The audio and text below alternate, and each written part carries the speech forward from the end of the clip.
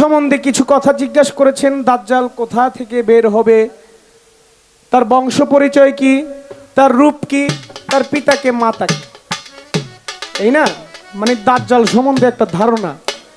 আসলে হাদিস পড়লে দেখা যায় আমার নবী করিম সাল্লাল্লাহু আলাইহি সাল্লাম আমাদের যিনি আখির নবী, দিনের পয়গাম্বর, রহমতের নবী, রহমতুল লিল আলামিন, সর্বশ্রেষ্ঠ নবী, সেই নবীও এই দাজ্জাল সম্বন্ধে অনেক চিন্তিত ছিল। কেননা আমার নবী শুধু এইটাই বলতো তার উম্মতদেরকে,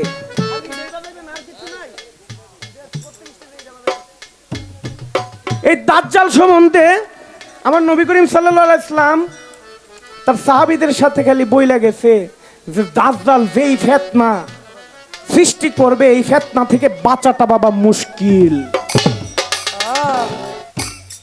যারা প্রকৃত মুমিন ব্যক্তি, যারা একদম খাঁটি মুমিন, খাঁটি মুসলমান, প্রকৃত মুমিন ব্যক্তি, একমাত্র তারাই দাজ্জালকে চিনবে। আর যাদের ইমানে ঘাটতি আছে, খুদ আছে, তারা বিশাল ফিতনায় পড়ে যাবে দাজ্জালের সামনে। সেটি দাজ্জাল তার বয়স থাকবে, আসলে দাজ্জালের পিতামাতার নাম হাদিসে ওইভাবে আসে নাই। আসলে দাজ্জালের মা ছিল বেশ্যা, পরকীয়ায় লিপ্ত। সে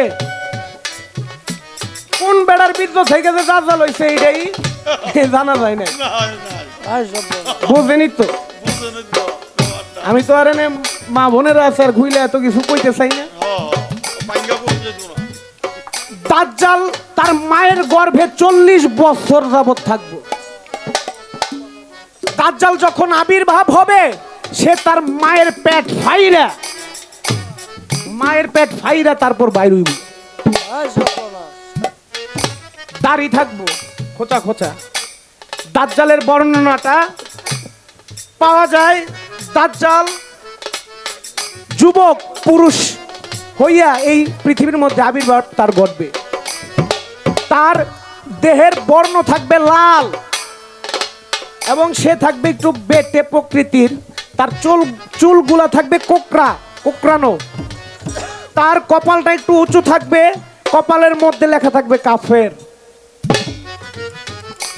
এক চোখ অন্ধ থাকবো, কানা।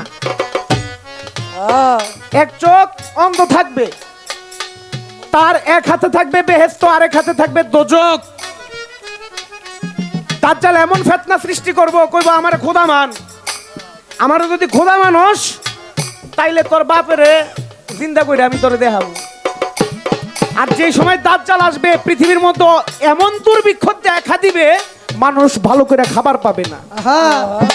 দাজ্জাল বলবে আমারে মানলে এই যে দেখ পানির নহর, খাবার দিব, পানি দিব তোদেরকে। দাজ্জালের ফান্দে যে পড়বো সেই দুজকি হবে। দাজ্জালের ফিতনা থেকে যে নিজেকে রক্ষা করতে পারবে, সেই হবে একমাত্র প্রকৃত ব্যক্তি এবং জান্নাতি ব্যক্তি। কিন্তু তখন নিজেকে ঠিক রাখাটা অনেক কঠিন হয়ে যাবে, এটা আমার নবী কয়ে গেছে। আবু বকর সিদ্দিক রাদিয়াল্লাহু তাআলা আনহু থেকে বর্ণিত, আমার নবী করিম সাল্লাল্লাহু আলাইহি সাল্লাম বর্ণনা করেছেন দাজ্জাল সম্বন্ধে।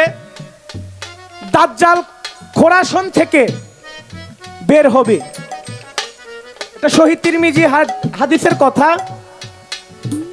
শাম শহর এবং ইরাকের মধ্যবর্তী স্থান খোরাসন থেকে দাজ্জালের আবির্ভাব হবে।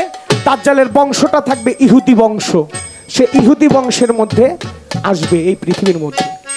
এই ছিল আপনার জবাব। আপনার জবাব ছোটখাটো ভাবে দেওয়ার চেষ্টা করলাম। এখন যেহেতু পালা নাই, তো বিচ্ছেদ গান শোনার জন্য সবাই আগ্রহী। একটা বিচ্ছেদ গান গাওয়ার পর আমাকে একটি গানের আদেশ করেছে আমার অনেক মুরব্বী বাবারা এবং আমার অনেক শ্রদ্ধাভাজন ভাইয়েরা।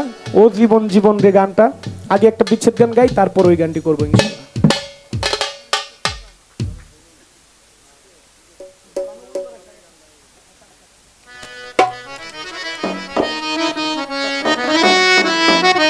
আমার বাবার লেখা একটা বিচ্ছেদ গান আমি ছোট্ট করে করি। এটা প্রায় মঞ্চে আমার করতে হয়, অনেকের আদেশ আসে এবং অনেক শিল্পীরা ওই গানটি করে।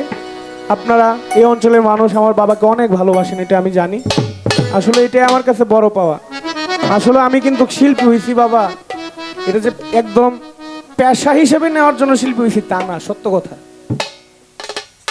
আমি কিন্তু পড়াশোনা অবস্থায় ছিলাম, কিন্তু কি গানের জন্য পড়ালেখাটা অফ করতে হয়েছে বর্তমানে। অনার্স 3rd ইয়ার পর্যন্ত উঠছি, এখন পরীক্ষা পরে সিজন টাইমে এখন গানই কেমন পরীক্ষা দিব জানুয়ারি ফেব্রুয়ারিতে, মনে করেন একটা রাত্র সুযোগ পাই না গান ছাড়া থাকার, কারণ ফোন দিলে তো গান রাখতে হয়। তো বর্তমানে অফ রাখছি পরীক্ষাটাও পড়ালেখাটাও, সামনে ইচ্ছা আছে দিব একটু সুযোগ পাইলে আর কি।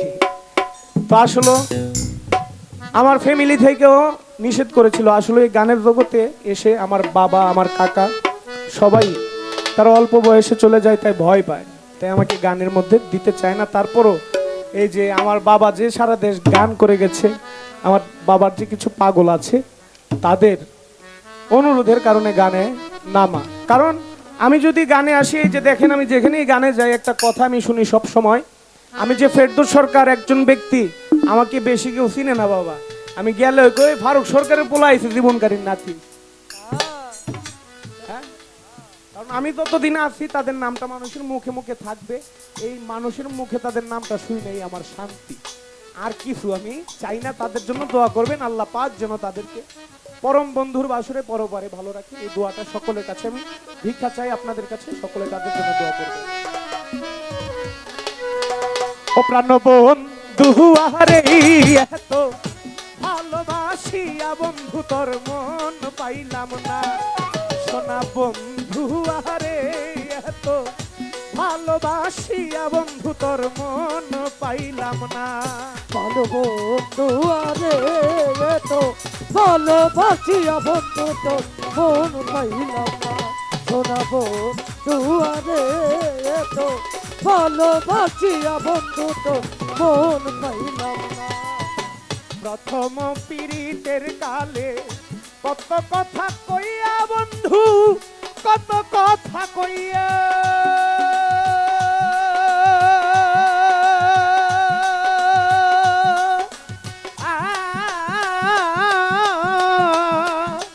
ওহো রাজা বাজান, কত পীড়িতের কালে কত কথা কইয়া বন্ধু, কত কথা কইয়া আরে ও বন্ধু।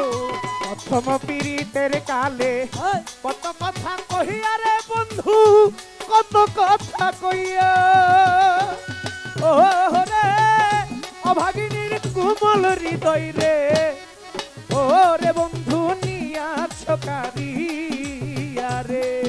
আরে ও রে অভাগিনী তোমার হৃদয় রে, ও রে বন্ধু নিয়া চোখিয়া রে। আরে ও রে অভাগিনীর কোমল হৃদয় রে, ও মহারাজ ফকির নিয়াছ কারিয়া রে। প্রাণ বন্ধু আরে এত ভালোবাসিয়া তবু তোর মন পাইলাম না। ভালো বন্ধু আরে এত ভালোবাসিয়া বন্ধু তোর মন পাইলাম না, ভালো বন্ধু আরে এত ভালোবাসিয়া বন্ধু তোর মন পাইলাম না। আগে তো জানি না রে বন্ধুর প্রেমের এমন রীতি রে, তোমার প্রেমের এমন রীতি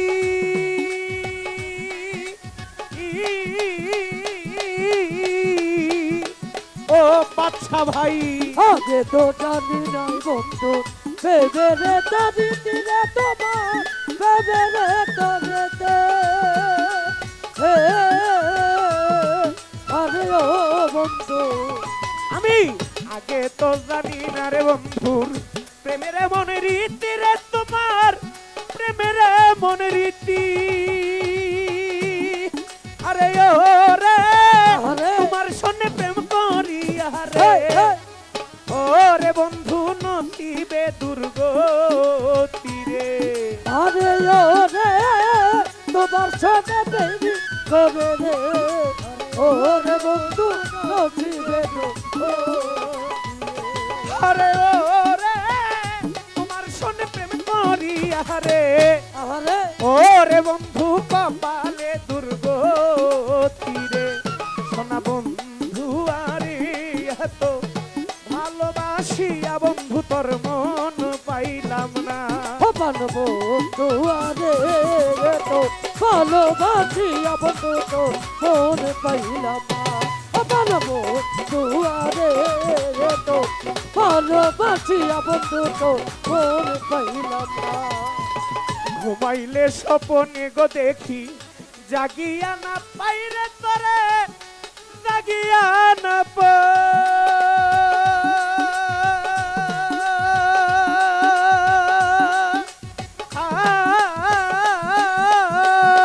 পাই ও আজগর শাহ ঘুমাইলে স্বপনে দেখি জাগিয়া না পাইলে তারে জাগিয়া না আরে ও বন্ধু আমি ঘুমাইলে স্বপনে গো দেখি জাগিয়া না পাইরে তরে জাগিয়া না পাই ও রে অভাগিনীর মনের জ্বালা রে ও রাজা বাজান কার কাছে জানাই ওরে আরে ও রে অভাগিনীর মনের জ্বালা রে আরে ও রে বন্ধু আরে ও রে এই অভাগার মনের দুঃখ গো ও আফগর আলী সাকার কাছে জানাই ওরে সোনা বন্ধু আরে এত ভালোবাসিয়া বন্ধু তোর মন পাইলাম না বন্ধু আরে রে তো ভালোবাসিয়া বন্ধু তো মন পাইলাম না শোনা বন্ধু আরে রে তো